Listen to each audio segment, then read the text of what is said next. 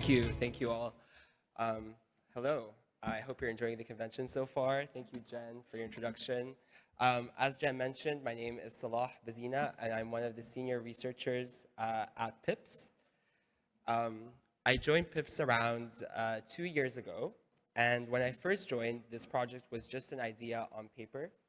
And today is a big milestone for me because I get to showcase how we managed to turn this idea on paper into a reality.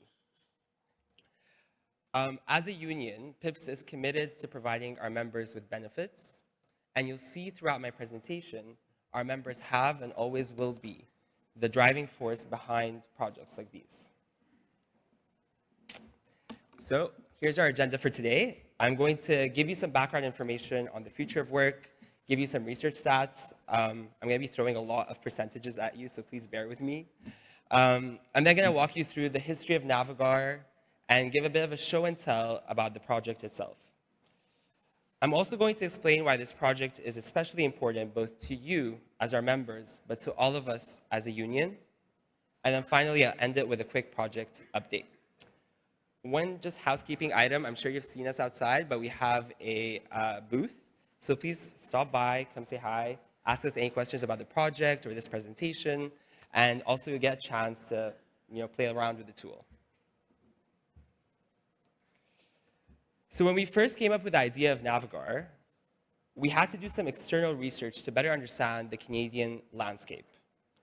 We found that the workforce and our members face 4 interrelated problems. 1, technology and automation are changing the way we work. Canada's workforce is going to need to keep up with this pace of change. To do so, the workforce is going to need to acquire new skills. However, most labor initiatives and labor organizations are not taking any meaningful solutions to address these challenges.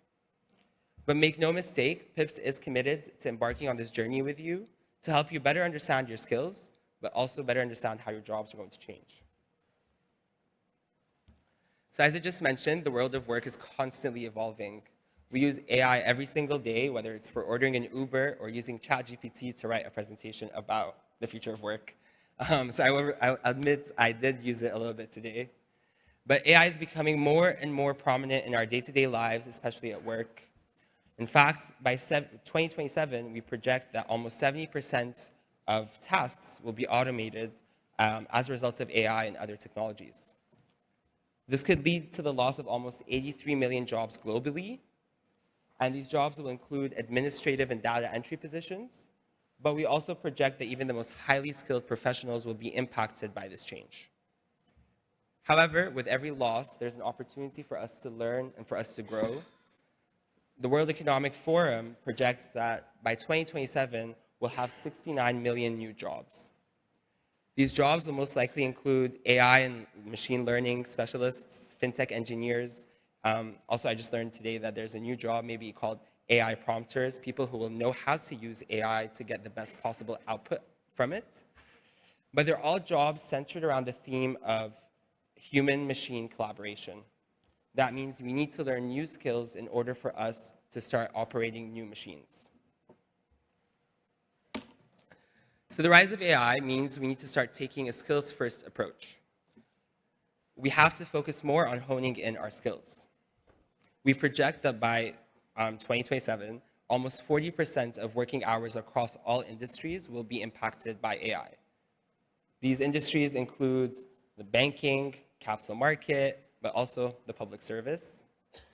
And we're now at a crossroads where we have to look at what kind of skills we need in the next 5 years in order for us to make sure that your jobs are secure and protected.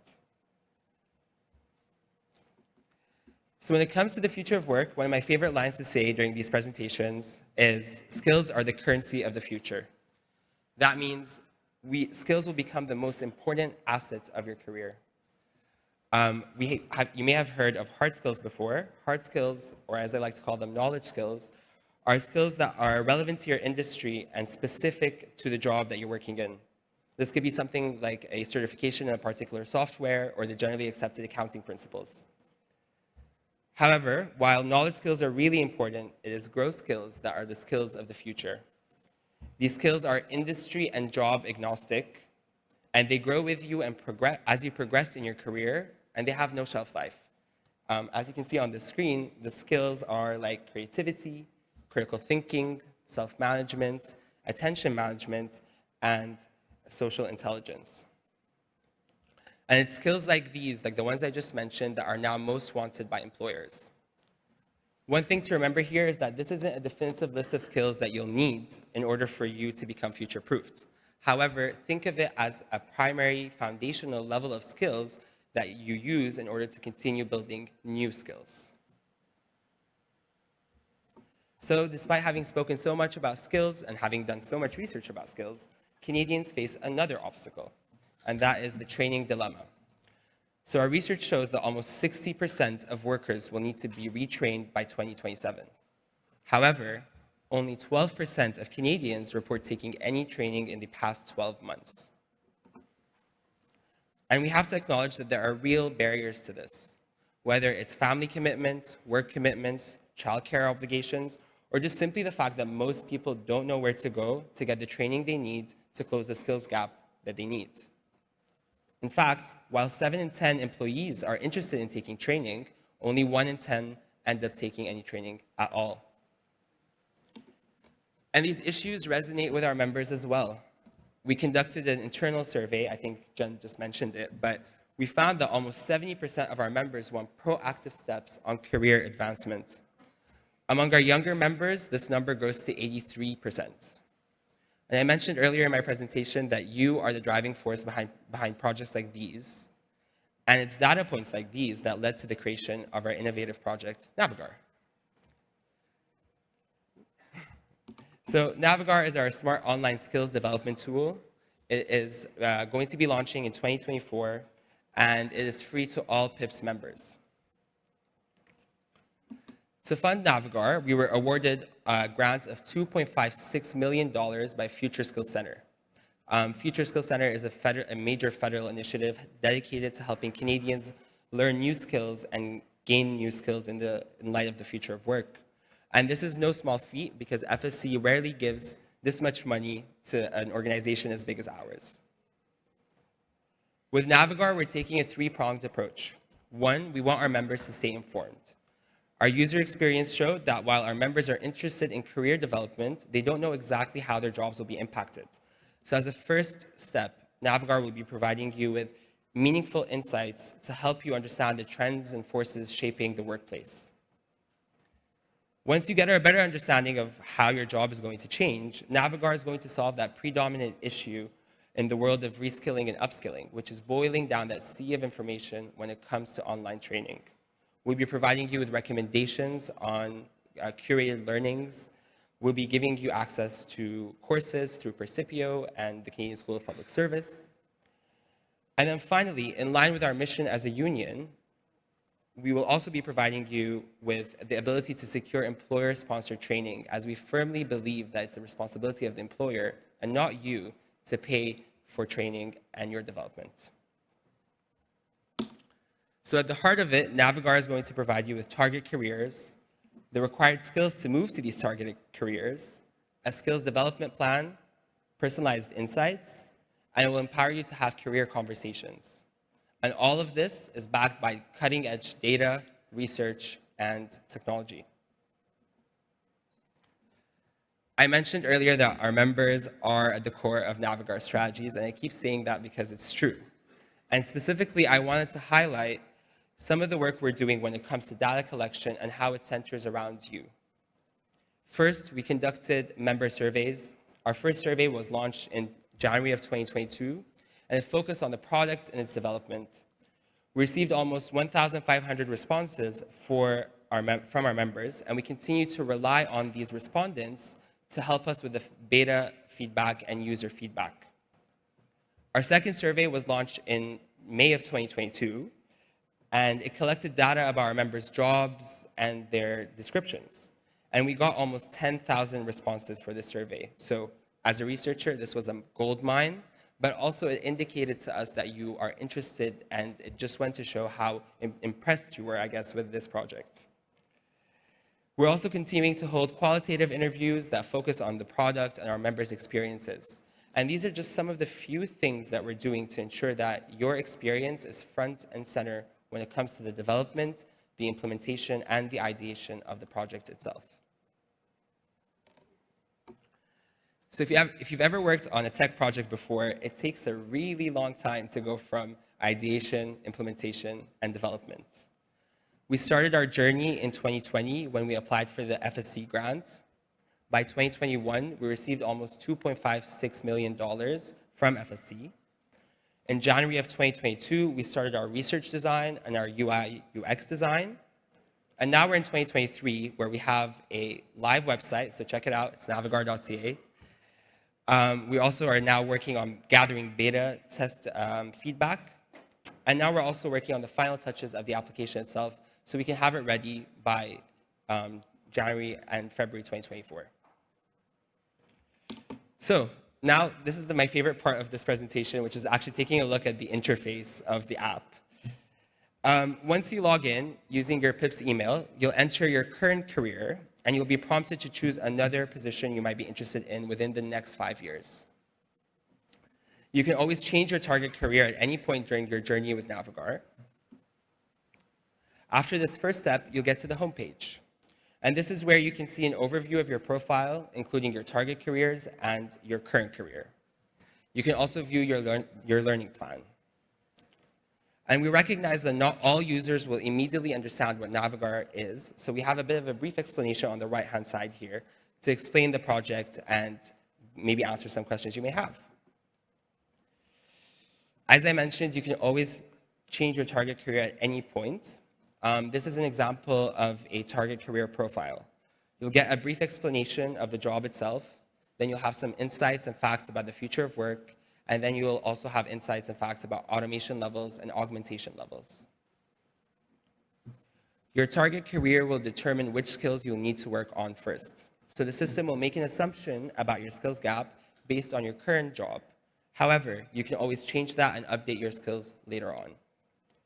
These skills will be categorized using a priority system that is based on your skills gap, and you'll be able to view your progress and track how far you are from your target throughout the app in its entirety.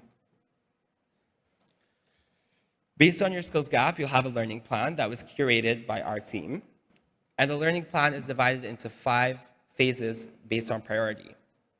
Now, I'd like to mention here that these learning plans are just recommendations, and if you find that a course doesn't work well for you, that's all right, because you can always edit and change your learning plan based on your skill preferences and your levels. So this is just a preview of the final product. Right now, we're in beta mode. So all of these features are currently available, but they're not designed yet because we got some user feedback and we had to redesign some of the aspects of the app. But again, we expect by 2024, early 2024, to have this ready for you. Earlier in my presentation, I mentioned that there are many barriers to training, and Navigar is one of those solutions to these barriers. It allows you with access to affordable learning. It provides you with inclusive, accessible, on-demand training whenever you want to, however you want to.